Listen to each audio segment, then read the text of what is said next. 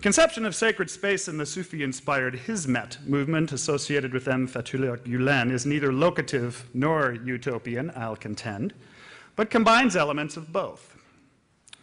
In what can be depicted as an expanding series of 6 circles, similar to the whirling dervishes long associated with Turkish culture, sacred space, as articulated in several key texts by Gulen and as expressed in practices by those in Hizmet, radiates outward from, number 1, the individual in prayer, to 2, the home and family generally, 3, the lighthouses and schools founded by people of service, 4, the space of civil society, art, music, poetry, sports, and acts of benevolence, 5, to the space of dialogical relationship fostered through the movement's emphasis on interreligious engagement.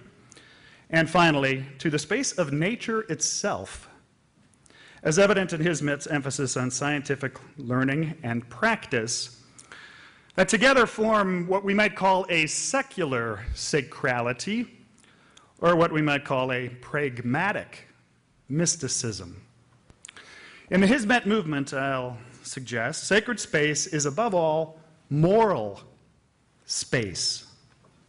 Such a conception of sacred space blends the Sufi and secular histories of Turkey in ways that are negotiated in the details of everyday moral decisions. The Hizmet movement's commitment to interreligious engagement and dialogue toward truth produces a habitus of nonviolence.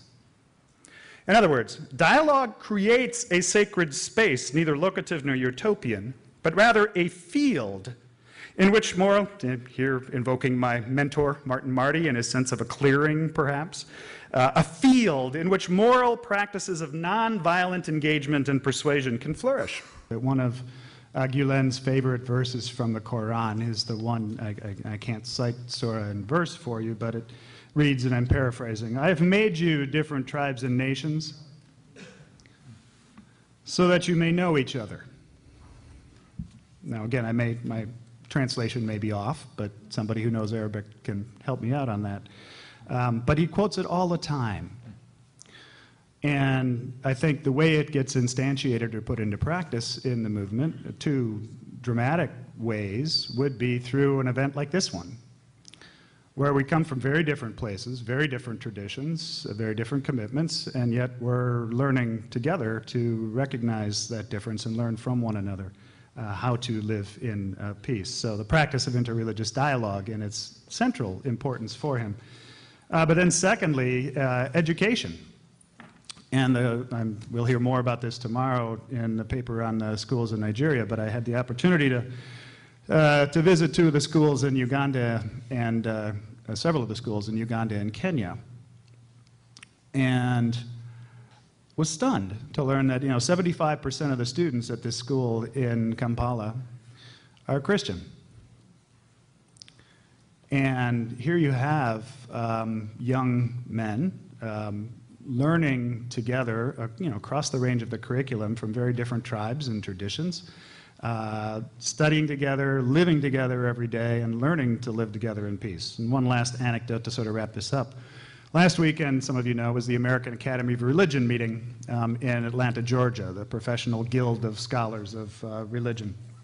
And there was a session there on the upcoming election in Nigeria, taking place in 2011, and there's great concern. One of the speakers was the former U.S. ambassador to Nigeria, who, let's just say, was not very proud of the kind of things he had to say.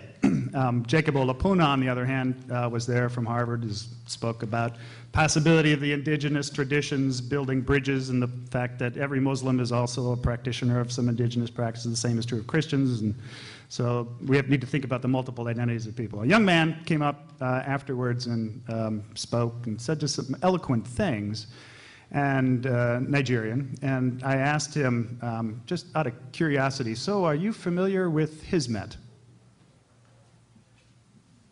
And he said to me, oh, yeah, the Turks, sure, they're great. Lots of my friends, they tell me, they're with me, they're studying with me at Harvard. He's working on his PhD at Harvard. He says, they tell me if it wasn't for the Turks, I'd be in Al-Shabaab.